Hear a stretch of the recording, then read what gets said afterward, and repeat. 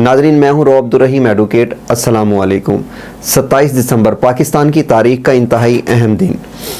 अगर इसमें रावलपिंडी और लियाकत बाग का जिक्र किया जाए तो चाहते ना चाहते हुए इंसान की सोच, एक पाकिस्तानी की सोच मोहतरमा बेनज़ीर भुट्टो की तरफ जाती है। ये एक अजीम खातून थी जिनके वालिद पाकिस्तान के वज़ीर आज़म सदर रहे, जिनकी वालदा पाकिस्तान की वफाकी वज़ीर रही, जिनका शोहर पाकिस्तान के सदर रहे, जो ख़ुद पाकिस्तान की 2 मरतबा वज़ीर आज़म रही। नाज़रीन इकराम, ये अजीम हस्ती 27 दिसंबर 2007 को रावलपिंडी लियाकत बाग में एक जलसे से तकरीर करते हुए इनको कत्ल कर दिया गया। वो मुकदमा पाकिस्तान की तारीख़ का सबसे महंगा मुकदमा है, जिसकी इन्वेस्टिगेशन के लिए मुल्क के ख़जाने से सबसे ज़्यादा अखराजात किए गए।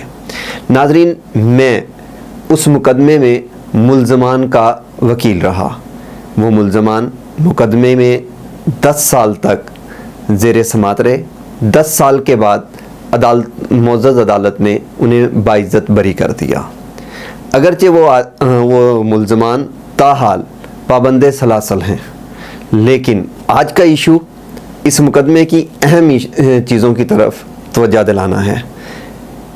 ये दिन हर साल चंद सियासी लोगों की रूनुमाई का दिन बन चुका है। आज भी पूरे पाकिस्तान के अंदर बहुत से लोग जलसे करेंगे, अपनी शख्सियत का इजहार करेंगे, बेनज़ीर भुट्टो से झूठी मोहब्बत का इजहार करेंगे। अफसोस, वो मोहतरमा बेनज़ीर भुट्टो के ख़ानदान से ताल्लुक़ रखते हैं। वो उनके शोहर भी होंगे, वो उनके बेटे भी होंगे, बेटियां भी होंगी। पाकिस्तान की इस अजीम खातून को देखिए कि इसका कोई भी वारिस जो आज तकरीरें करते हैं, वो 10 साल की लंबी कानूनी जद्दोजहद में एक दिन भी अदालत में अपना वकालतनामा जमा करवाने तक भी ना आए। उनकी बिहाफ पर कोई वकील भी अदालत में ना आया। बेनज़ीर भुट्टो के लिए ये बताया गया कि जनाब लतीफ़ खोसा साहब और बहुत से पीपी के रहनुमा बेनज़ीर का केस लड़ने के लिए आए हैं, लेकिन उनके वकालतनामे अगर आप चेक करें तो वो वकालतनामे मुख्तलिफ मजरूबों की तरफ से थे, ना कि बेनज़ीर की तरफ से। कहा गया कि बेनज़ीर के मुकदमे की हम पैरवी करते रहे। सरासर गलत। बेनज़ीर के मुकदमे की ऑर्डर शीट आप निकलवा कर देखें, उसमें बेनज़ीर भुट्टो के फैमिली से रिलेटेड कोई वकील कभी पेश नहीं हुआ। किसी ने आकर अदालत को ये नहीं कहा कि बेनज़ीर भुट्टो हमारी थी। हाँ, अगर मैं मुल्ज़मों की तरफ से केस लड़ा तो इसलिए कि मुल्ज़मान बेगुनाह थे, और इस इशू को तमाम तहकीकात के बाद अदालत ने भी माना। कहा गया, इब्तदा में ही ये कह दिया गया कि एक टेलीफोनिक कॉल आई है और चंद मखसूस लॉबी की तरफ इस रुख मोड़ दिया गया। वो कॉल रिकॉर्ड करने वाले जब अदालत में पेश हुए तो उन्होंने बताया कि हम तो रिकॉर्ड करने के शोबे से ही ताल्लुक़ नहीं रखते थे। नाजरीन, यहाँ पर यह भी इल्ज़ाम लगा कि मोहतरमा बेनज़ीर भुट्टो का पोस्टमार्टम क्यों नहीं हुआ। यकीनन इसमें कुछ अगर लग्ज़िशें हुकूमत या हुकूमत के उस वक्त के डॉक्टरों के ज़ुमरे में आती हैं तो उस ख़ानदान के, उस मरहुमा के वरसा पर भी इसकी भारी ज़िम्मेदारी आती है। मान लिया कि इस रावलपिंडी में उनका पोस्टमार्टम नहीं हुआ, क्या उनका पोस्टमार्टम सिंध में नहीं हो सकता था? क्या सिंध के किसी डॉक्टर के ज़रिए उनका पोस्टमार्टम नहीं करवाया जा सकता था? पोस्टमार्टम से किसने मना किया, ये सब के सामने है। उनका नाम आसिफ अली जरदारी है, जिन्होंने पोस्टमार्टम से ना करवाने का कहा। नाज़रीन इकराम, फिर कहा गया कि डीएनए एविडेंस आ चुकी है और उससे मुल्ज़मान कनेक्ट हो चुके हैं। आफरीन है मेरे शोबाए तफ्तीश पर, जिन्होंने इनाम लिए, गोल्ड मेडल लिए इस शोबे की तफ्तीश करके, इस केस की तफ्तीश करके स्कॉटलैंड यार्ड तक को यहाँ पर बुलाया गया और ये बताया गया कि इस मुकदमे की बेहतरीन तफ्तीश की गई और ये कहा गया कि मुल्ज़म का डीएनए मैच कर गया है खुदकश के साथ और खुदकश का डीएनए मैच कर चुका है, जबकि फ़ाइल के अंदर सिर्फ एक डीएनए रिपोर्ट थी पंजाब की, वो डीएनए रिपोर्ट बेनज़ीर की थी। इससे बढ़कर मजाक कहीं पर नहीं हुआ होगा कि जहां मकतूल का डीएनए टेस्ट करवाया गया, उस मकतूल का जिसके मरने पर किसी को एतराज़ नहीं था, कोई आदमी ये नहीं कहता था कि ये डेड बॉडी मोहतरमा बेनज़ीर भुट्टो की नहीं है, लेकिन जो डीएनए रिपोर्ट तैयार की गई वो गाड़ी से खून के सैंपल लेकर की गई, जबकि इल्ज़ाम गाड़ी से बाहर के लोगों पर था। तो ये आप यहाँ से इसकी तफ्तीश और इस तफ्तीश में शामिल लोगों की जद्दोजहद देख लें, आप यकीनन समझ सकते हैं, रिकॉर्ड देख सकते हैं कि 2007 में ये वाक़या हुआ तो 2008 में हुकूमत किसकी थी। नाज़रीन इकराम, डीएनए की रिपोर्ट फिर बाहर भी भिजवाई गई, डीएनए की एक और रिपोर्ट झूठी शहादत तैयार करके बाहर भिजवाई गई।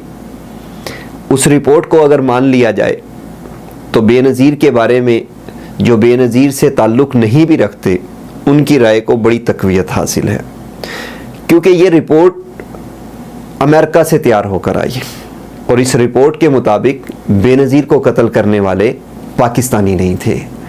उनके मुताबिक इनको कत्ल करने में क्रोशियन, यूरोपियन और उन लोगों का ब्लड, उस रीजन के लोगों का ब्लड मिला उन्हें।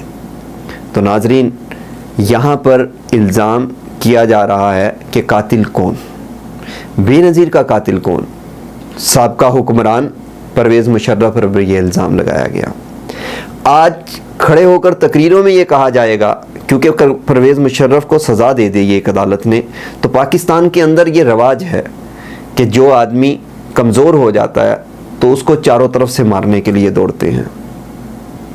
नाज़रीन इकराम, आप उस केस की फ़ाइल ज़रूर निकलवाइएगा और उसमें देखिएगा कि परवेज़ मुशर्रफ की जब ज़मानत हुई उस वक्त किसने कहा था कि इनके ख़िलाफ़ शहादत सफ़े मिसल पर नहीं।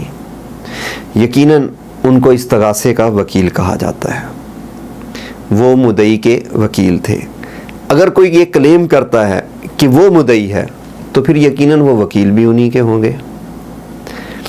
नाजरीन, ये बात ना तो मैंने वहाँ पर की कि परवेज़ मुशर्रफ के ख़िलाफ़ शहादत नहीं है, ना ऐसी बात थी कि परवेज़ मुशर्रफ के ख़िलाफ़ उस चलान के अंदर, उस 173 की रिपोर्ट के अंदर जो बेनज़ीर केस से मुताबिकत रखती थी, बेनज़ीर केस का जो चलान जमा किया गया था, उसमें सरे से ही कोई परवेज़ मुशर्रफ के ख़िलाफ़ एविडेंस नहीं थी। परवेज़ मुशर्रफ के ख़िलाफ़ जो आज तकरीरों में कहा जाता है कि फ़ोन कॉल थी, वाकई वो फ़ोन कॉल और उसका हिस्सा है, लेकिन वो फ़ोन कॉल और ईमेल की मौजूदगी में मुद्दई के कौंसल ने ये स्टेटमेंट क्यों दी, ये आर्गू क्यों किया कि परवेज़ मुशर्रफ के ख़िलाफ़ कोई शवाहिद मौजूद नहीं। जिस रोज़ परवेज़ मुशर्रफ की बेल का फ़ैसला हुआ उस रोज़ एक और मुल्ज़म की भी बेल थी, जिस मुल्ज़म के बारे में कोई एविडेंस नहीं थी, लेकिन उसकी बेल को तब भी मुद्दई के वकील ने आर्गू किया, वो बेल खारिज हो गई। मगर परवेज़ मुशर्रफ की बेल को आर्गू नहीं किया गया बल्कि हमायत की गई और वो बेल मंजूर हो गई। आज गड़े मुर्दे क्यों उखाड़े जाते हैं? क्या मेरे मुल्क का अमन इतना सस्ता है कि आप अपने सियासी मकासद के लिए कब्रें भी तैयार करवा लेते हैं और मेरे मुल्क के अमन को ख़राब करने के लिए झूठे इल्ज़ामबाजी भी कर देते हैं, और मेरे मुल्क का अमन ख़राब करने के लिए आप उस केस के जिसको 10 साल तक आपने नहीं देखा, उस केस के आप यकदम वारिस बन जाते हैं। ये वीडियो रिकॉर्ड करने का मकसद किसी पर कीचड़ उछालना नहीं, लेकिन इसका सिर्फ एक मकसद है कि ये मुल्क मेरा है, ये मुल्क हम सबका है, इस मुल्क का अमन हमने ही कायम करना है। अगर हम झूठे मफरूज़ों को अवाम में फैलाएंगे तो अवाम में बेचैनी पैदा होगी। बेचैनी अमन को ख़राब करती है और अमन मुल्क के मईशी निज़ाम के लिए ज़हर कातिल है। तो बराह करम, अगर आप 10 साल तक लावारिस थे तो अब भी विरासत का हक मत जताइएगा। इस इशू के ऊपर सियासत मत करें। मोहतरमा बेनज़ीर भुट्टो हमारे लिए काबिल एहतराम, इस मुल्क का सरमाया, लेकिन मोहतरमा बेनज़ीर भुट्टो यकीनन तमाम अवाम के लिए सरमाया, लेकिन मोहतरमा बेनज़ीर भुट्टो को फोत कर कर बेचना शायद ना मुझे ज़ेब देता है, न किसी और पाकिस्तानी को ज़ेब देता है। उनकी कब्र की पर सियासत करना किसी पाकिस्तानी को ज़ेब नहीं देता, और बिलखसूस उन लोगों को जिन्होंने उनका मुकदमे की समात में कभी शामिल नहीं हुए, उनको यकीनन ज़ेब नहीं देता। इसी के साथ इजाज़त चाहूँगा। अल्लाह हाफ़िज़।